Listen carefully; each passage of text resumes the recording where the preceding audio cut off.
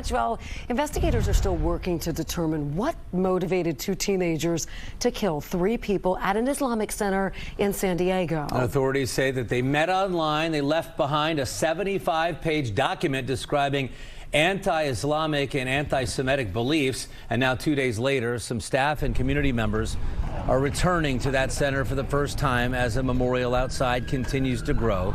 3 men were killed, including a security guard who fired back at the suspects. They are the reason all over 140 of us made it out alive. You believe that? I know that for a fact. I know that in my heart. The shooting being investigated as a hate crime. The gunmen were found dead from self-inflicted gunshots in a car just a few blocks away. And although the attack happened outside of an Islamic center, the writings from those shooters are concerning to a whole lot of groups, too. And WLWT News 5's Daisy Kershaw speaking with faith leaders tonight about the worry it's creating here locally and all across America, really, Daisy. Mike, members of the Islamic and Jewish communities here in Cincinnati say hate speech is something they see far too often, saying even when it stems from online content, the influence can be devastating in the real world. A place of worship should be the last place where a person should feel unsafe. The nation is mourning after an attack by 2 teenagers at a San Diego mosque leaves 3 dead, including a beloved security guard.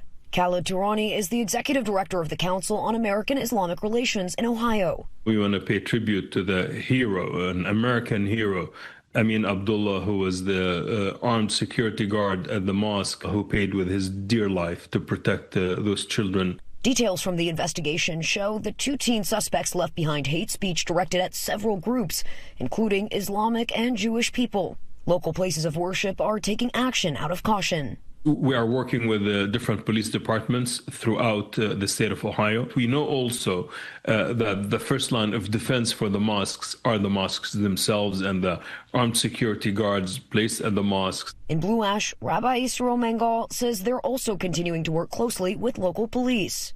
The reality is we do have to be more vigilant. We have a wonderful, wonderful police force all around the greater Cincinnati. We have to look to them for guidance. The ongoing dangers of hate speech also top of mind for attorney Rula Alouche with the Council of American Islamic Relations. Members of our community have been attacked to the point where they've lost their lives as a result of the rhetoric around us. When we allow Islamophobia to run rampant, it's a problem, and we need to address it. We shouldn't have to live in fear.